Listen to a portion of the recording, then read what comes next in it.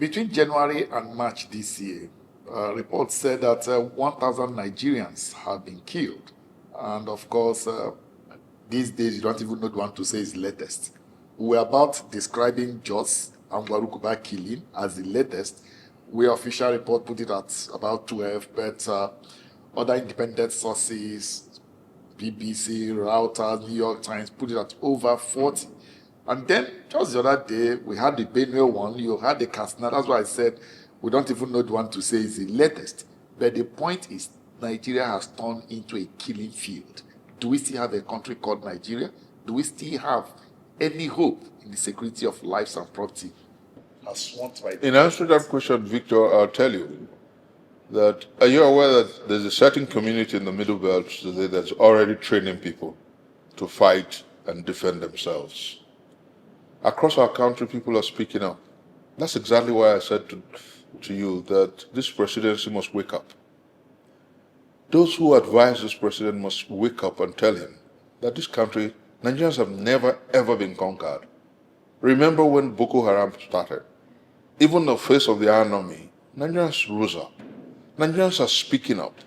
And I want to say clearly here that playing politics and leaving unaddressed the issues, the chief reason for which you were elected into power, which is the protection of life and property. Like you noted, between January and today, Nigeria has become a killing field. Bloodletting, human barbecues across the space, the length and breadth of our country. The government and governance has lost empathy and sympathy. Leadership has become grossly soulless. And you think he who watches the human pilgrimage, he who brought our planet out of primal vapor, has gone to sleep? You think that the souls of the departed has gone to sleep? Remember the spectacle of that woman who lost her only son. Did you see the burial rite? Had deep confidence in the esoteric and in the spiritual. She buried her son with a machete in his hands. And he said to her, to the son, go hunt down your killers. That's how deep our faith in the supernatural is. So those who are busy playing politics with matters of life, who are standing on a blood-soaked, blood-stained, and blood-soiled mandate, should beware.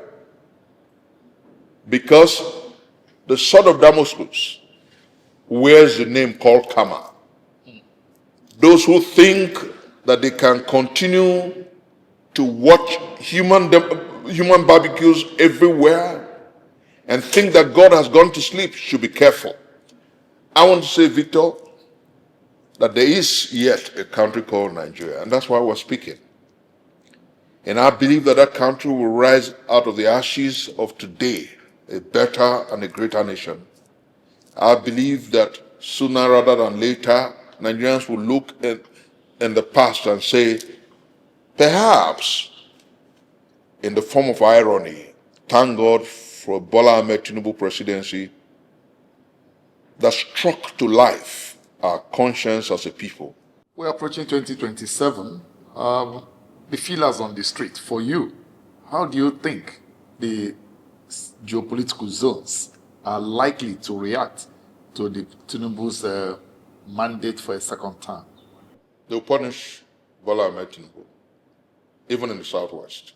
I've heard from the streets, young boys and young girls who are detribalized, who have come to the urgency of now, who have come to the table of ideological discourse, who are saying that Bola Ahmed Tinubu has rubbished the legacies of their woes, the Bola Ege's, the Jacondes, that he has redefined the progressive ideals of the Southwest to greed and power control.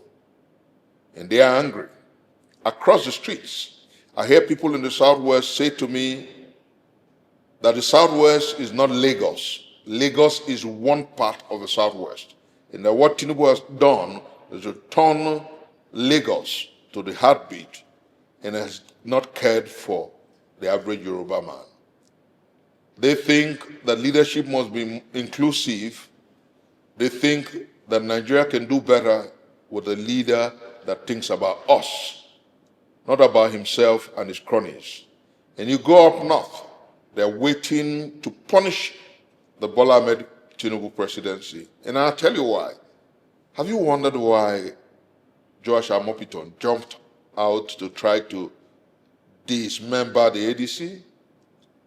Just a few hours after Kwakwanso joined the ADC, and a few hours to Bala Mohammed joining the ADC, it was like, oh, let us make it impossible for them to join because the North, through these individuals, will punish us. That's how clear it is. The mathematics is there.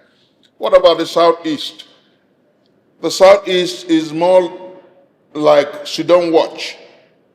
They're looking at the system and saying, we benefit nothing from this government. We get nothing from it. Just a few sycophants who are singing, on your mandate we shall stand, and the region has been dangerously abandoned. How can you be talking about a new port in Lagos, a congested Lagos, when you have in Ihiala axis the deepest draft in Nigerian sea and water zones? Well, you don't know. If you were to dredge the Niger down the Ihiala axis, there's no seagoing vessel that cannot come down to the southeast. Why would an Igbo trader have to travel to Lagos every time if you truly believe in one Nigeria to clear his goods? Why can't vessels come to the Onne port, to the Warri port? Why aren't you getting investors to dredge these seaways if you truly believe in Nigeria? They're waiting to punish this presidency. It's a lying, perfidious, and mendacious system. Across the country, they know. I'm not crying wolf. They know that they have failed on all scores. And then this government tells us that it is interested in decentralization and true fiscal federalism. How can you be interested in decentralization and all you're doing is creating more sectional, more regional establishments that answers to Abuja? You're increasing the power. Now we have Southeast Development Committee. How does that increase regional control when they answer to Abuja? If you truly want true fiscal federalism, if you truly want decentralization of power, empower the states and the local governments.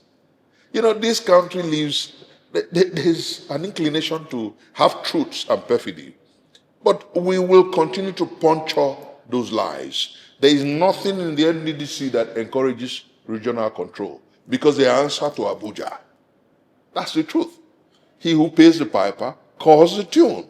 That's the truth. So I think that the Bola Ahmed Tinubu spin doctors should stop being smart by half. Before us, they act like dancers in the village square, lacking in principles and tact. And I want to say clearly here that Nigeria truly needs a leader who believes in the green, white, green. Sincerely speaking, you stand out as one of the few that I've interviewed who spoke passionately, who spoke patriotically, and in defense of the opposition and standing with the opposition tall.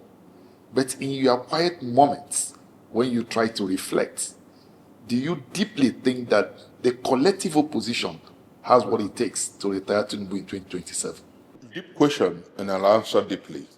Mahatma Gandhi said to his followers, do not be scared if you are the minority of one.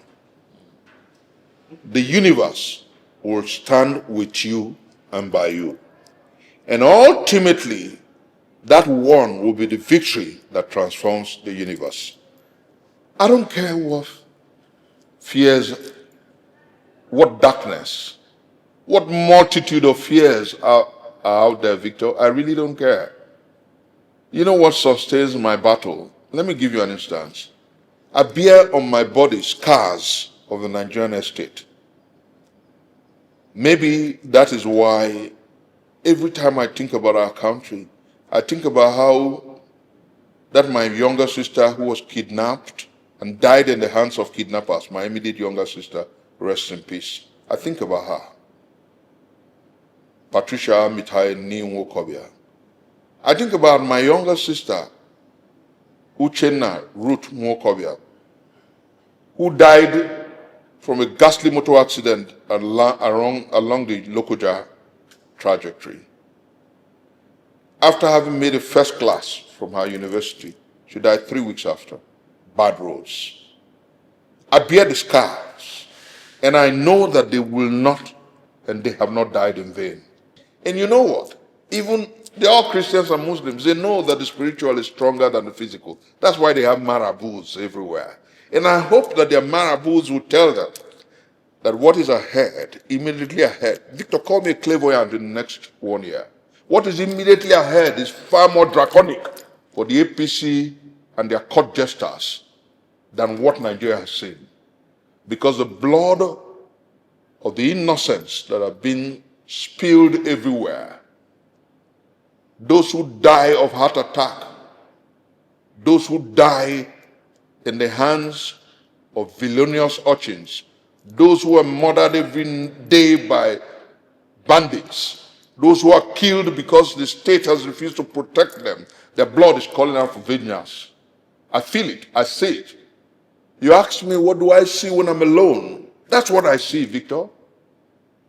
I see hearts of angry souls calling out for redemption. I see hearts of children saying, don't give up. Let's wrap up this way. You said Nigeria today has one of the worst, if not the worst, democracy. That's a death sentence on this republic. With this seeming reality, what is your advice to Nigerians going into the elections? Where do we go from here? 2027 is going to be a defining moment, a watershed. If you have a PVC, get it ready. It is not about punishing any individual. It's about redeeming your country. It's about saying to an old, wasted political class, it's time up. It's about saying that the time to build a country of leaders who are responsible and responsive to the people is now. It's about saying to our nation, enough of sycophancy. Because I'm looking for a debate platform where we'll debate the greatest believers in this administration, where we'll debate the best of the city boys and tell them that Nigeria is a nation bleeding from top to bottom. And tell them that this country must do right. Else, like Martin Luther King Jr. would say, else would die as a nation. And my brother corrected me a few days ago at home when I said that Tinubu has brought Nigeria on the path to Golgotha. And he said, no, bros, we're in Golgotha already. And the time for redemption and a salvage is now. Our people must know that redemption will not come from the political class. It must come from the people. And the credible opposition that we can build in this country is the masses of our people. Arm yourself with the PVC. Step out and say, a new order is what we're voting for. Anything but the APC. When we're done with the APC, we'll sit up and challenge whatever wrong comes after. But this wrong must stop. This wrong must stop come 2027. And Victor, I mean every bit of it. The departed forebears, our ancestors, and those who are victims of this madness are saying this wrong must stop. And they will only use the people to achieve that cause. And I believe that collectively, if we continue to speak up and speak out, our people will rise to the urgency of now and will stop this wrong in Nigeria.